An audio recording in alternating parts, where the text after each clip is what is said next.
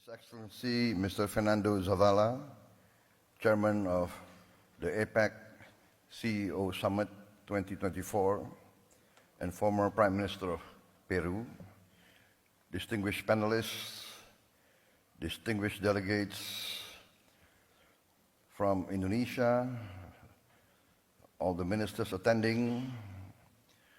I would like also to acknowledge the presence of many notable CEOs from Latin America and the Caribbean, and distinguished participants from the ASEAN Business Advisory Council.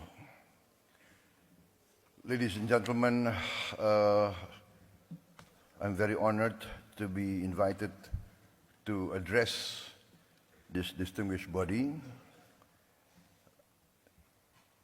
As we all know, that peace and prosperity is driven by economic activity, by the role of the business community, the role of entrepreneurs, the role of industry. Without the dynamic participation of the economic sector, basically we cannot have growth and prosperity. Without growth, we cannot alleviate poverty. We cannot create relevant employment.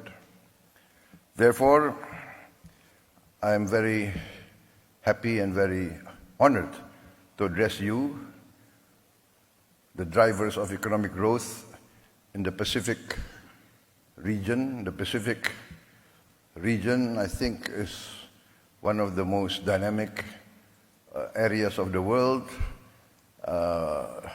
Economic growth, potential technological achievements, the demographics, the resources available in the Pacific and the Indo-Pacific regions all point to a bright economic future for all. We have at the present geopolitical tension, but I am an optimist in the interests of humanity. I believe that the leaders of the great powers of the world, in the final analysis, will always opt for the common good. Rivalry is historical. There will always be rivalry.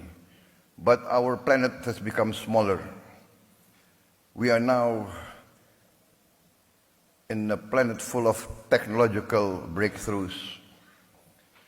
The tremendous breakthroughs in technology demands that leaders be more wise, be more patient, be more accommodating, because the power of technology can bring significant progress to human life, but the power of technology can also destroy human life very fast.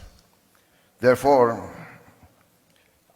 I always choose the path of collaboration, engagement, communication, negotiation. Yes, we have to uphold and live by common laws, by international rules, but we must also have common understanding of everybody's interests. I come from a country now, Indonesia, one of the largest countries in the world, fourth largest population. Our territory from west to east is nearly the length of Europe. Europe has 27 countries or more. We are one country.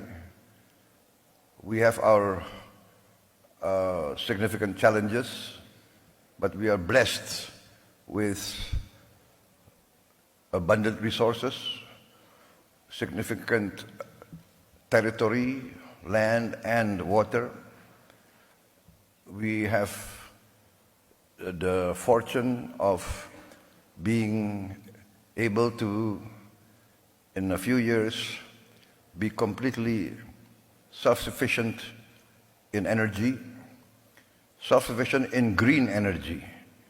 We will be perhaps one of the few countries that can achieve 100% renewable energy within a few years. We can replace fossil fuel by renewables. We have the largest geothermal potential. I think 60% of the world geothermal energy potential is in Indonesia. We have a potential, of course, solar energy, but our main strength will come from bioenergy, from the plant-based fuel that we can produce. We will be, I think, together with Brazil and maybe with the Congo DRC, we have the potential to produce fuel from plants, and this, I think, will create a lot of opportunities because we will save a lot on foreign exchange. The funds will circulate within our own economy. We also are blessed with critical minerals and other vital resources for modern life. And also I've been discussing with Peru, the Peruvian government. I think we have complementary resources for the future. We have managed to have a prudent economical and fiscal policies in the last years. We managed to maintain growth even after the COVID. Our growth now is about 5%, higher than the global average. Our inflation is at 2%. We have challenges. We still have, I would say, we still have poverty at a large scale, large level, which I'm determined to bring down. And we do have a significant percentage of our children malnourished. I'm also determined to address these problems head on. Ladies and gentlemen, I am a firm believer in the role of private business. Before I entered government, I was also a businessman, an entrepreneur, so I do understand from both sides the concerns, the challenges faced by private business. I think private business wants certainty of the legal system.